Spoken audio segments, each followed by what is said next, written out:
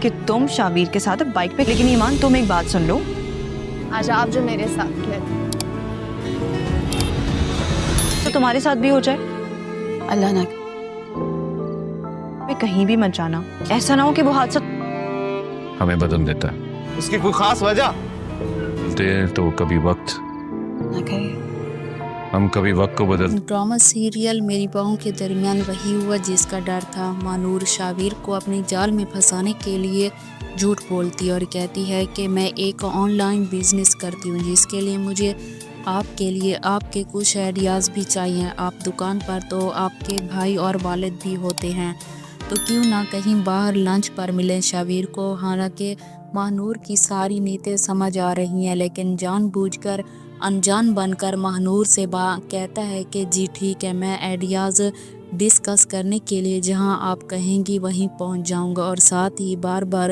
پیچھے مڑ کے دیکھتا ہے کہ کہیں ایمان نے میری کوئی بات تو نہیں سن لی۔ دوسری طرف فبیہہ کے والد جب ملک سے باہر سے واپس آتے ہیں تو فبیہہ کی ماں انہیں خوشخبری کے بارے میں بتاتی ہے، اور ساتھ ہی یہ بھی کہتی ہے کہ فبیہہ یہ خبر سن کر بہت پریشان ہے اور مجھے بار بار ابارشن کروانے پر مجبور کر رہی ہے، اور اگر میں یہ نہ کیا تو فبیہہ نے فیصلہ کر لیا ہے کہ وہ ہمارا رابطہ ختم کر دے گی، کیونکہ اسے ڈر ہے کہ لوگ طرح طرح کی باتیں بنائیں گے۔ لیکن فبیہہ کے والد اپنی بیوی سے کہتے ہیں کہ ایسا سوچنا بھی چھوڑ دو، اللہ تعالیٰ نے اتنے عرصے بعد ہمیں ایک خوشخبری ملی ہے، ویسے بھی ہم دونوں کتنے اکیلے ہو گئے تھے فبیہہ کے جانے کے بعد، میں تو اپنی اولاد کو اس دنیا میں لا کر ہی رہوں گا، اب لوگوں کی باتوں کی وجہ سے میں اپنی خوشی کو قربان نہیں کر سکتا۔ ادھر فبیہہ اگرچہ ماں باپ کے اس فیصلے پر کافی ناراض ہے، کیونکہ اسے یہی لگتا ہے کہ سسرال میں اب میرا مذاق بننے والا ہے۔ اب تک تو یہ خبر سب کو معلوم ہو گئی ہوگی، اور ایسا ہی ہے کیونکہ مہک اور ایمان تو فبیہہ کے پیچھے اس کے بارے میں کافی باتیں کرنے لگیں گی۔ فبیہہ کو بڑا غرور تھا، بڑی اکڑ تھی کہ میں اپنے ماں باپ کی اکلوتی اولاد ہوں۔ اس عمر میں اس کے ماں باپ نے دوسری اولاد کی خوشخبری دے دی، جس سے نہ صرف فبیہہ کی اکڑ ٹوٹ گئی بلکہ فبیہہ کے خواب دنیا ہنسنے والی ہے۔ اب عنبر بیگم کی تو بالکل سمجھ نہیں آتی، کبھی ایسا لگتا ہے کہ وہ ایک بہت ہی اچھی ساس ہے، سمجھدار، لیکن کبھی کبھی ایسا بھی محسوس ہوتا ہے کہ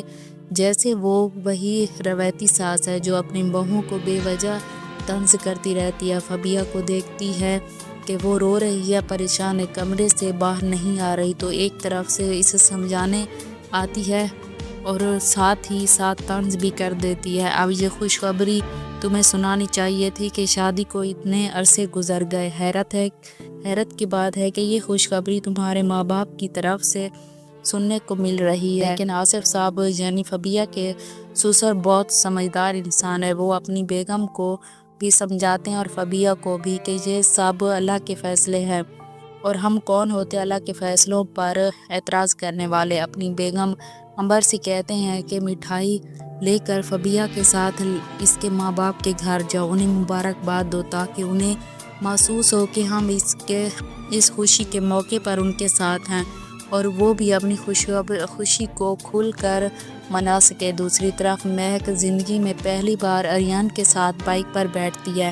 اور اسے بتاتی ہے کہ مجھے بائک پر بیٹھنے سے ہمیشہ ڈر لگتا تھا۔ اریان پوچھتا ہے کہ اب تمہیں ڈر کیوں نہیں لگ رہا، جس پر مہک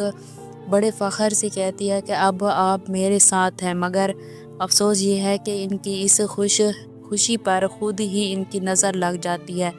کیونکہ اریان کا ایک گاڑی سے حادثہ ہو جاتا ہے، لیکن امید ہے کہ کوئی جان کا نقصان نہیں ہوگا، ہلکی پھلکی چوٹیں آئی ہوں گی۔ بہرحال اب چونکہ مہک کا ایکسیڈنٹ ہوا ہے۔ ناظرین، اگر آپ کو ہماری ویڈیو اچھی لگے تو ویڈیو کو لائک کر دیں۔